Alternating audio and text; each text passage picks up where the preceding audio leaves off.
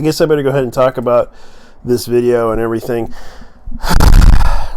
about the road to PS5, ladies and gentlemen. Yes, of course, in this video they introduced this guy named Mark Cerny, who is the lead designer of PS5, and a lot of people are talking about this, and I was kind of disappointed by this, to be honest with you guys, because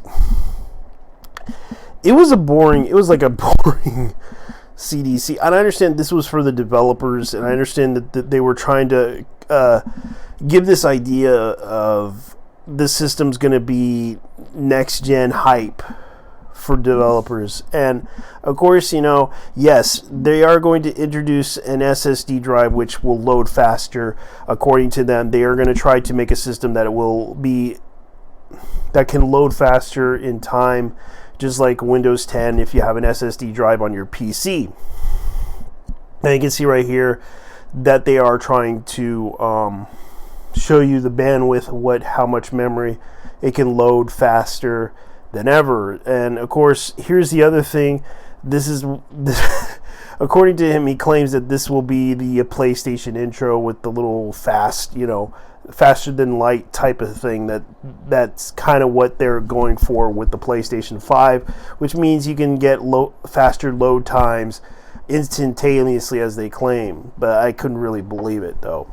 Then again, I don't know. That's my interpretation of this, so don't hate me on this. Now, here's another thing that he kind of points out about the hard drive for the PS4. Like, he kind of discussed the issue with the hard drive, and that's why they decided to switch over to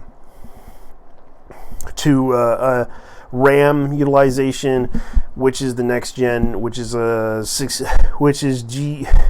DDR6. And of course, he kind of explains the hard drive, which will also be a little bit more faster with their new system that they are going to implement, which they show you and explain a lot of things, which I'll try to skip it because no one cares about the technical stuff. Of course, this is what they're going to do. This is like the original for the PS5, and yes, they will have expandable hard drives, which I found out. Yes, they will have expandability for the PS5, which you can easily do. Yes, and they also will use compatible M.2 sticks, which you could use. I just call them sticks because that's what they look like. They're like little cardboard cutouts of cards. That's what I call them, like M.2 cards, which you can use, and they're compatible for SSD drives. And yes, and it is expandable, and yes, it will use SSD drives as well, depending on what you can do. Now, keep this in mind. He kind of does talk about the features that they have. Of course, I'm trying to look for it. Like, he talks about working with AMD, which yes, they are going to use AMD technology for the system. And of course, the thing that kind of bothered me about this was the fact that they talk about the discussions about the PS. You can see right here the backwards compatibility. Let me go ahead and stop right here and show you guys. This is the backwards compatibility that he kind of discussed that they had. If they wanted to implement that into the system, they would, but it would be more expensive. And he kind of explained that the PS3 and the PS2, but where's the PS1? Where the hell is that one? and the fact that the only thing we're probably going to be expecting from this is PS4 will have the Pro Legacy mode, PS4 will have the Legacy mode, but of course native mode will have. It's kind of hard to understand it, but there is a possibility it might have backwards compatibility for PS4 games, which I don't know. I'm kind of disappointed because a lot of people were like, what does this mean? I don't get it. Why are people talking about, especially myself, it's kind of concerning what they're trying to talk about. Especially they talk about the geometry engine, which and also, yes, they'll actually put in the feature of ray tracing, which AMD is going to do for the system. And it's like the performance of the system. A lot of people talked about the power consumption, which AMD is known for with their current gen graphics cards, for power drawing, and it's kind of what they're going to do, and it's plus overheating, which is kind of a disappointing mess. But of course, they kind of talk about the RDNA 2 cubes and the processing speed of what it's going to be. Of course, this is something that they're going to try to do, and of course, this is the GPU frequency cap of 2.23 gigahertz, which they show you the diagram for this one.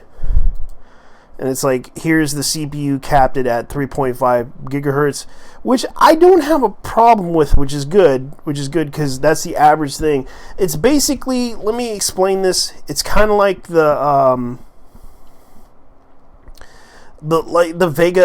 Vega chip. That's pretty much what it is.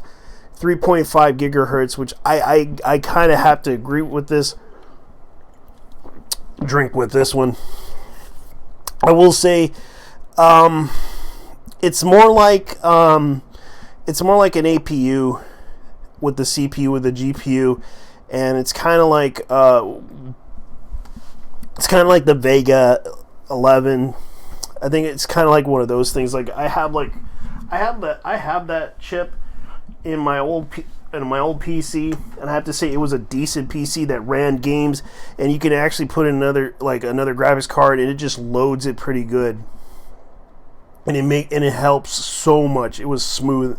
But right now I'm working with this crappy computer, and it's sort of interesting that when they talk about the cell broadband engine, it's kind of weird though, because that's what they're calling it, and this is what they're doing. And there's also the PS VR thing, and yes, they're going to put that in there too.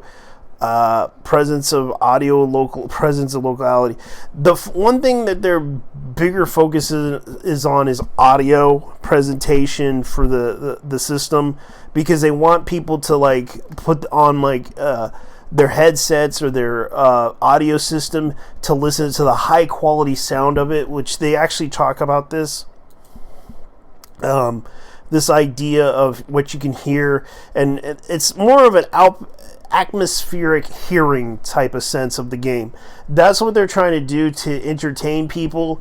It's sort of a little bit of a feature that they're trying to do with this Tempest 3D audio technology that they're doing from Sony. And I think, to me, I think that's okay, but at the same time, it's like I don't really care. And I think that's what they're trying to experiment. They're trying to push the boundaries of this hardware with audio. But here's the thing that I want to ask: is this going to have like, is this going to have like Blu-ray technology? That's the biggest thing that I'm kind of concerned about. Is this going to have is it going to play like the 4K Blu-rays or something like that? That's the biggest concern. Or the 3D 4K Blu-ray system that they're going to do, or the UHD Blu-rays. That's a question, because a lot of people were talking about this, like wondering what are the features is it going to have. The thing that they talked about is mostly the audio aspect of it, and it's like, okay, but what's your demo? What's the games going to be like? The only thing I can understand is that he wants to talk to the developers, and that's understandable. That's in their biggest defense of the PlayStation 4 from the community itself, which I can understand. But as far as I know, this is what I can interpret from this. This is what I can understand from this, and I'm not going to try to, put down Sony, but I understand what you guys are talking about, because I know some of the techno mumbo jumbo that they speak, and the fact that this is more of an idea of what they're going to do with the system, and I just wish they would put the backwards compatibility, because to me that's what's more important to me, because I kind of miss like how PlayStation did it with PlayStation 2 when you could play PlayStation 1, and of course, yes, you could play it PlayStation 3, but the sad part was, yes, you could play PlayStation 2 games on PS3, but you had to buy the first generation systems for the PlayStation 3. Because the original big heavy ones, like the big metal ones, instead of the second gen were like the plastic ones, which I call them the plastic gen systems. Which I called them the second plastic gen systems. And the thing was, they were decent. They were really decent to play PlayStation 2 games. But the issue that most people came by was you could only play PlayStation 1 games on the plastic systems. And the thing about the PS3, it was a decent system. It can emulate PS1 games decently well. But as far as I know, PS4 kind of didn't have any emulation whatsoever. And a lot of people were kind of disappointed. But yet still, people bought that system because, one, it was very convenient. It still had the Blu-ray on there, and a lot of people wanted that for the Blu-ray. It was a Blu-ray player, and it was sort of interesting. But as far as I know, they didn't show the shell of the system.